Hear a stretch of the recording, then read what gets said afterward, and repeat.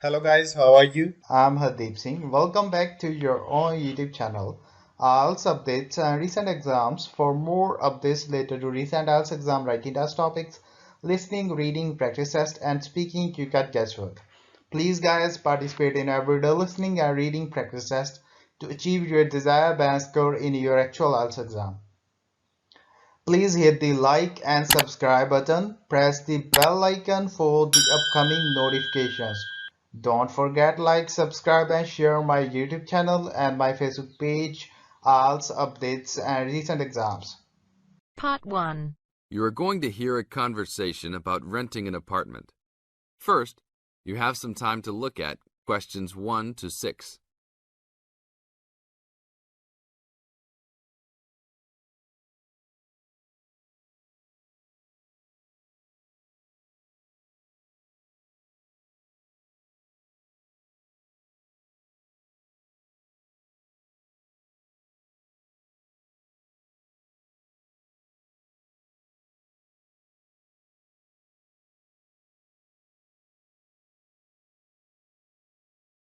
Now listen to the tape and answer questions 1 to 6. How can I help you, sir? Hi, I'm interested in renting an apartment in your building. Can you show me around inside? Sure, my pleasure. Do you know what kind of apartment you're looking for? I'm thinking of something for my best friend and I. The apartment doesn't have to be too big, just something comfortable for the two of us.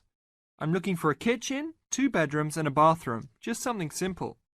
Okay, well, let me show you what we have to offer. We divide our apartments into 3 categories. There are standard apartments, upgraded standard apartments, and luxury apartments. Please follow me. This apartment just went up for rent yesterday. The old tenants moved into a larger one. This apartment is what I call the standard apartment. It's small, but has everything you need. The kitchen comes with a refrigerator, an oven, and a stove. There is 1 bathroom with a shower, but no bathtub. The rooms are a good size, and both have their own closets. The living room has enough space for a couch. We will provide a television for you. These apartments are very popular with students because they're affordable and practical. Right now, we are renting these out for only $1,000 a month. I think this is a little bit on the small side. There's no space for a dining table or even for an extra desk. We will both need room to study. If there are guests over, we hope to be able to have a dining table big enough for at least 4 people. Do you have anything slightly larger? Maybe just an apartment with a bigger living room? Well, let's take a look. Right now, we also have an opening for a luxury apartment. This apartment is larger. It has 3 bedrooms, and all 3 are larger than the last one, and there are 2 bathrooms, and all have bathtubs. The kitchen is also larger, and come with an additional dishwasher and freezer. The living space has plenty of space for a dining room. How much is the rent on these apartments? These are more expensive, usually in the $2,500 range. Don't forget that there is an additional bedroom, so you could find another roommate to lower the cost. I think that's a little bit on the expensive side. We don't really have the time to find another roommate, so it's probably better to stick with the 2-bedroom places. Is there anything between these 2? Come with me. I can show you this apartment right now. But there are people living in it. There are no more of these kinds of apartments available at this moment. But if you decide that you like it, I can put you on the waiting list. And as soon as we have openings, you will be contacted. Sure, let's take a look. This is the upgraded standard apartment. As you can see, it's larger than the other 2-bedroom apartment. There are 2 bedrooms and 2 bathrooms, 1 in each room. The living room comes with a television, but no furniture. The kitchen is around the same size as the other smaller apartment. The basic difference is the additional bathroom and larger living room. These rent for around $1,400. Now look at questions 7 to 10.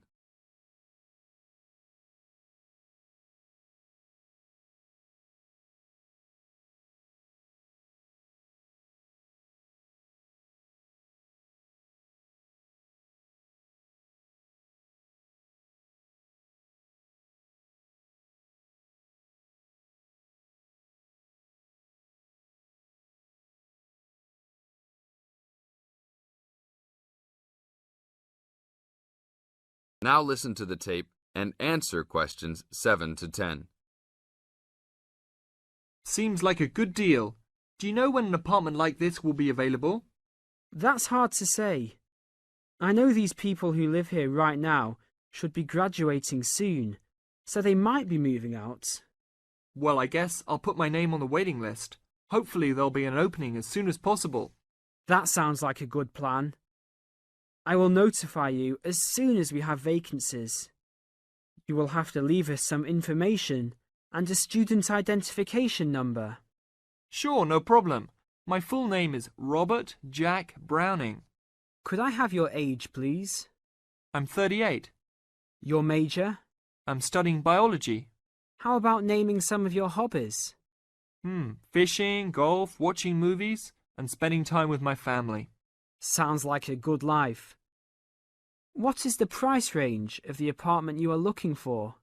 Somewhere between $1,000 to $1,500. Your student identification number, please? QS 45890. Could you repeat that? QS 45890. Lastly, could you leave us a phone number? Okay, it's area code 236-580-2287. Thank you very much. I will give you a call as soon as possible. That is the end of part 1. You now have half a minute to check your answers.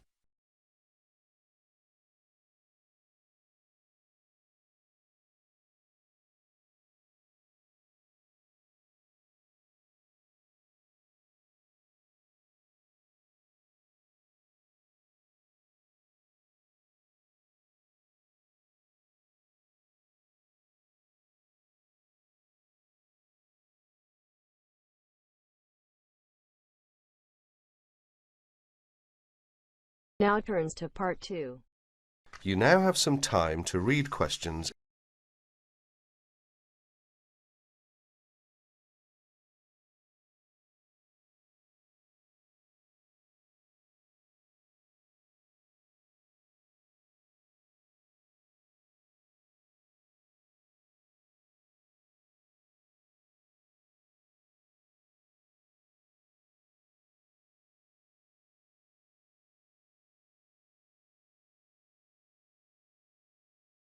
Listen to the guided tour commentary and answer questions 11 to 20.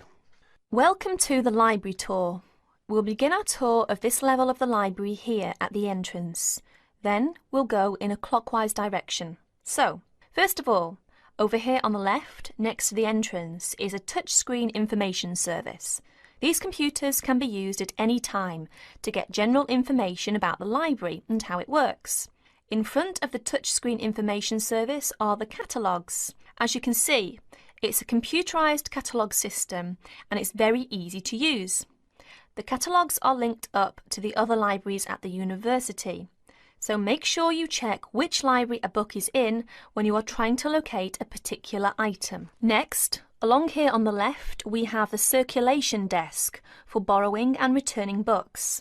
The returns area, the place for returned books and other items, is at the end of the circulation desk, near Closed Reserve. Closed Reserve, as most of you probably know, is a collection of books that are in high demand, so they are on restricted circulation.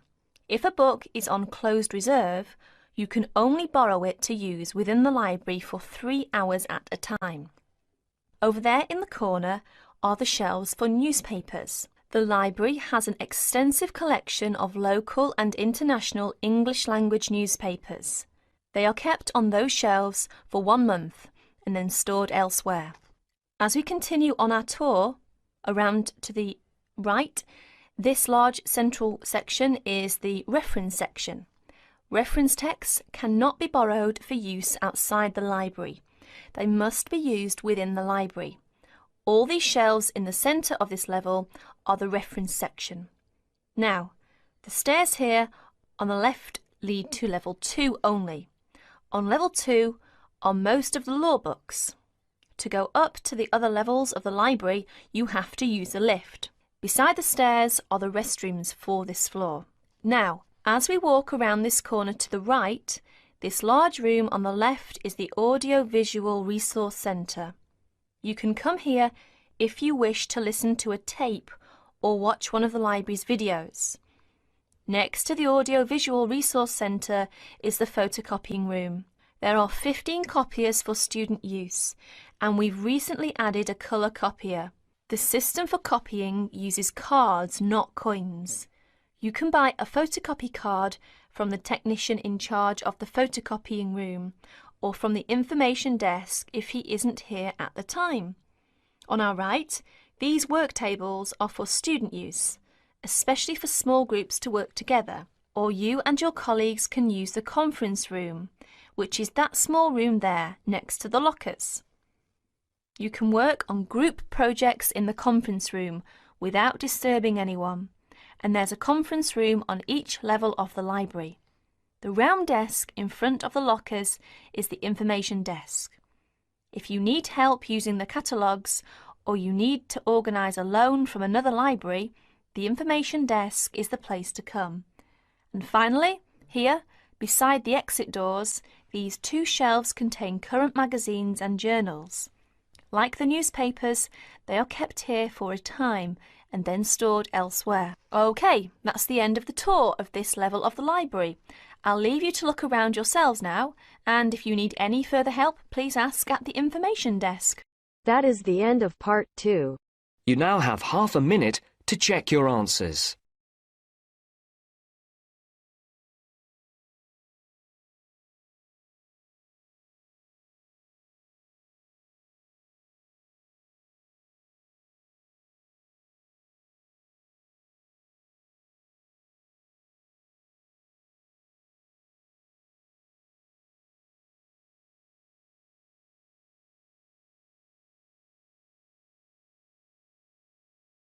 Now turns to part 3. You will hear a conversation between a university student and a faculty advisor about the requirements for the student teaching semester. First, you have some time to look at questions 21 to 24.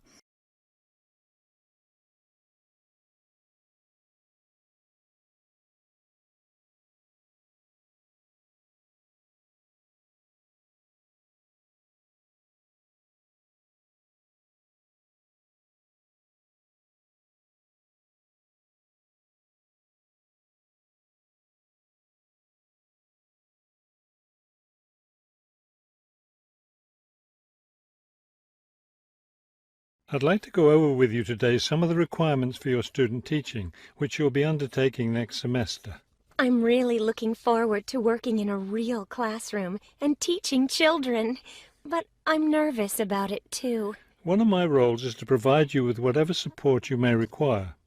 One thing that helps me do that is to know what you're doing in the classroom, so I require all my students to keep a journal about their teaching experience. That sounds like a lot of work. Will I have to write in it every day? Yes, if you can. You'll give it to me at the end of each week.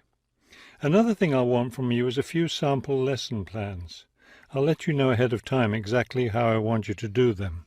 Several of us from the university will be student teaching at the same school. Are we supposed to get together regularly to discuss our work? I'll meet with each student teacher individually, but you aren't required to meet with each other. Of course, you can talk together as much as you want. You will, however, have to observe some of the other teachers in the school, besides the teacher you'll be working with. Then will I get an evaluation from my supervising teacher at the end of the semester? Actually, no. I'll do your evaluation, and I'll base it on several things. One is your required portfolio, which should contain samples of your class activities and your students' work. Another important thing is your term paper. Then there won't be a final exam? No, we don't feel that's necessary for student teaching.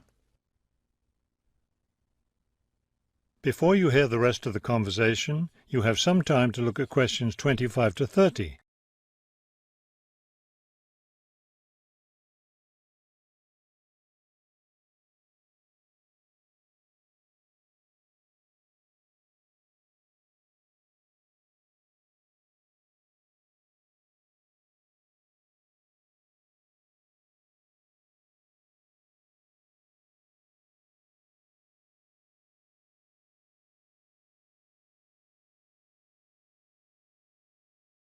I know I have to get an agreement form signed. Since you're my advisor, are you the one to do that? No, that form is for your supervising teacher to sign, to document that he or she agrees to have you in the classroom as a student teacher. Oh, I see. I'm concerned about the term paper I'll have to do and the evaluation process. I'm not sure I understand what I'm supposed to do. Regarding the term paper, the first thing is to choose a topic. It should be related to your teaching work. You should let me know your term paper topic by the end of the first week of the semester. Will you be observing me regularly in the classroom? Yes, and during the fourth week of the semester, we'll have our first evaluation meeting to discuss my observations. One thing I'm really looking forward to is the student-teacher conference that the university puts on every year. I'm glad you're looking forward to it. Of course, everyone in the program is required to attend. The conference takes place, let me check. Yes, the seventh week of the semester. When will I have to turn in my term paper? The term paper is due by the end of the 14th week of the semester. Then during the 15th and final week, we'll get together one last time for a semester review. Wow, it looks like I have a busy semester ahead of me. That is the end of part 3. You now have half a minute to check your answers.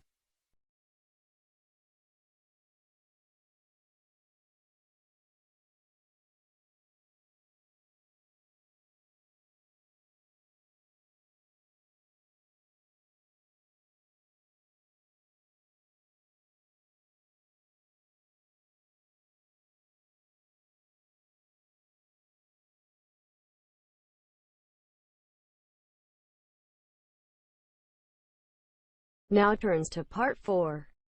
You will hear a professor give a lecture. First, you have some time to look at questions 31 to 40.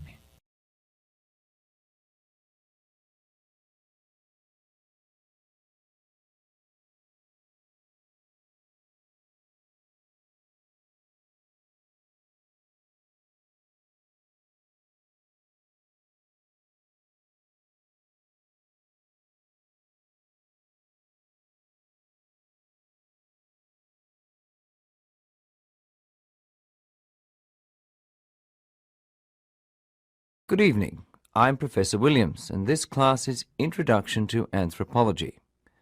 This class meets every Tuesday evening from 6:45 until 8:15. Please be on time for each class session. This evening we'll begin with a discussion of hunter-gatherer societies. This is an important topic because at one time all humans were hunter-gatherers. What are hunter-gatherer societies? They are groups of people that survive by hunting animals and gathering plants to eat. Typically in these societies, the men's job is to hunt large animals, while the women both gather plants and hunt smaller animals. Before 12,000 years ago, all humans lived as hunter-gatherers. Now there are relatively few groups of people living this way, but there are some. Experts estimate that in about 50 years or so, all such groups will have disappeared. Today, hunter-gatherer societies still exist in the Arctic, in some desert areas, and in tropical rainforests. These are areas where other forms of food production, namely agriculture, are too difficult because of the climate. In history, many hunter-gatherer societies eventually developed into farming societies. What are some of the basic differences between hunter-gatherers and farmers? The first is that hunter-gatherers tend to be nomadic. They travel from place to place. Once they have used up the food in one area, they have to move on to the next place to find more. Farmers, on the other hand, are more likely to be sedentary. They can't move often because, of course, they have to stay in one place long enough to plant their crops and harvest them. Another difference is that hunter-gatherer societies generally have lower population densities. Farming can support much higher population densities than hunting and gathering can, because farming results in a larger food supply. So you'll find smaller groups among hunter-gatherers. Another very important difference is in social structure. A characteristic of hunter-gatherer societies is that they tend not to have hierarchical social structures. They usually don't have surplus food or surplus anything, and if they did, they would have no place to keep it, since they move around so often. So, in a hunter-gatherer society, there is little ability to support full-time leaders. Everybody has to spend their time looking for food. These societies are more egalitarian than farming societies, where we see hierarchical social structures begin to develop. Please bear in mind that everything I've said so far this evening is of a general nature. Next, we will look at some specific examples of hunter-gatherer societies to see how these general concepts translate into reality. That is the end of part 4. You now have half a minute to check your answers. So guys, don't forget like, subscribe and share my YouTube channel and my Facebook page. IELTS updates and recent exams. For more updates related to recent IELTS exam writing test topics, listening, reading, practice test and speaking, you got guesswork. Please guys, participate in everyday new IELTS listening and reading practice tests to achieve your desired band score in your actual IELTS exam. For more IELTS material, visit my official website www.ieltsupdatesandrecentexams.com. The link is given below in the description. If you need PDF files of latest IELTS material, then please join my Telegram channel. So guys, please write your score below the comment section. Again, thanks for listening. God bless you all guys. Stay tuned, stay safe.